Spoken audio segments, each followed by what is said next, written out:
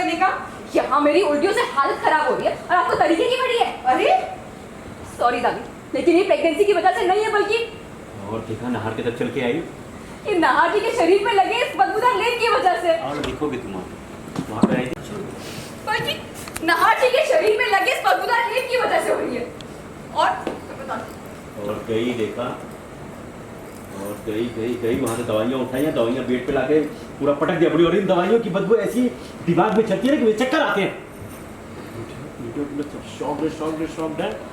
और ये लाई दवाइयाँ फेंका यहाँ पे बेड पे फेंका और बोला नहार जी की वजह से मैं ढंग से एसी यूज नहीं कर सकती। और आपको तो पता है ना ऐसे वक्त में एक औरत को कितनी गर्मी लगती है। लेकिन आप सबको तो बस नहार जी की पड़ी है, मेरे बारे में तो कोई सोचना ही नहीं कि मुझे कितनी परेशानी हो रही है। ये बदबूदार दवाइयाँ, गर्मी, घुटन और ऊपर से बदबूदार लिप, मुझे ये सब सहन करना इतना मुश्किल हो रहा है। लेकिन आप सबको क्या है, नहार जी को तो कोई फर्क पड़ता नहीं है। वो चाहे ऊपर सोए, नीचे सोए, घर के अंदर सोए, बाहर सोए, उनको क्या फर्क तो मुझे पड़ रहा है ना। तकलीफ तो मुझे हो रही है बस।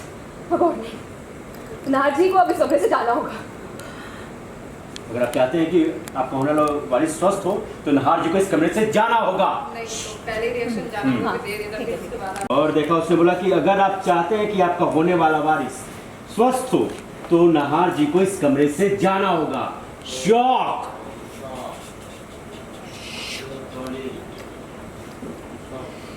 Video drama. और ये दादी गुस्से में आगे बढ़ी और बोली ये क्या बकवास कर रही हो तुम?